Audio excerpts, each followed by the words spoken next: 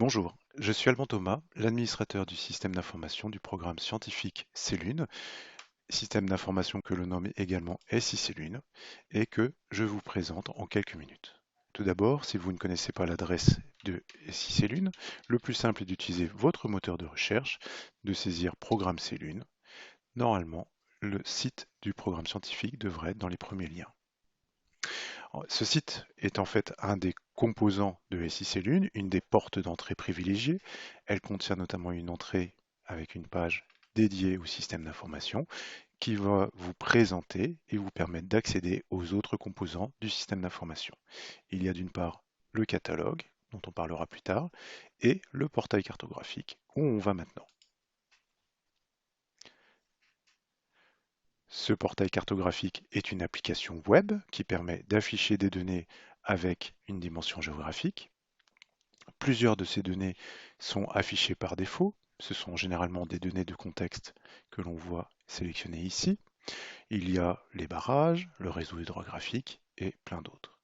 Maintenant, si vous voulez afficher une couche, il vous suffit de cocher.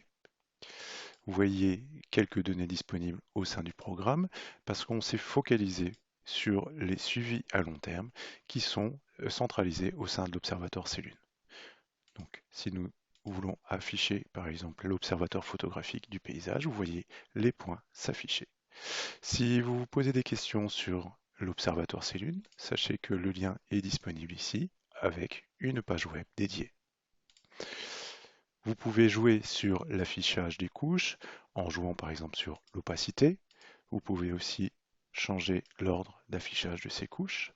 Et maintenant, si vous regardez ce petit icône en forme de i, vous avez accès à un résumé. Ce résumé, en fait, vient d'un autre composant de SI Cellune que l'on nomme catalogue. Et on peut accéder au catalogue en cliquant sur En savoir plus.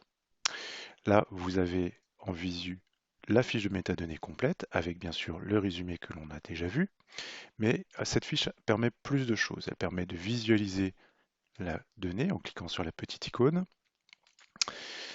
Vous accédez à un autre visualiseur probablement moins ergonomique, mais qui a l'avantage d'offrir quelques possibilités supplémentaires. Vous pouvez interroger le catalogue en saisissant un mot-clé, et vous pouvez aussi rechercher dans d'autres catalogues à votre disposition, catalogue de la région Bretagne, d'INRAE ou de Losur par exemple. On ne va pas s'attarder plus sur ce visualiseur. Revenons à la fiche de métadonnées.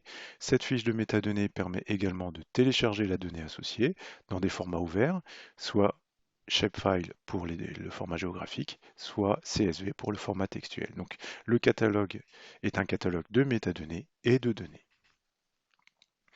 Enfin, les fiches de métadonnées vous renseignent sur beaucoup d'autres aspects associés à la donnée, comme l'étendue temporelle, l'emprise spatiale et les personnes éventuellement à contacter. Revenons maintenant sur le portail cartographique. Lorsqu'une couche est affichée, vous pouvez l'interroger.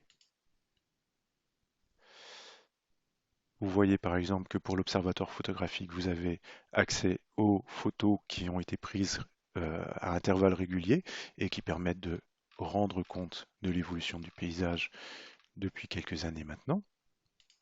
Si l'on affiche une autre donnée, donc le programme scientifique Cellune est pluridisciplinaire et il y a beaucoup de données sur la biocénose, donc les êtres vivants. Prenons les abondances en anguilles par exemple. Si vous cliquez sur un des points, vous allez avoir accès à la donnée, c'est-à-dire le nombre d'individus qui ont été capturés, en l'occurrence en 2019. Et pour essayer d'avoir accès à une information, c'est-à-dire à une donnée contextualisée, vous avez des liens vers des bases de données qui vont vous renseigner sur la taxonomie, donc sur l'anguille dans cet exemple, avec des illustrations et des informations sur l'espèce. Il y a d'autres outils disponibles dans le portail cartographique. Un outil de mesure,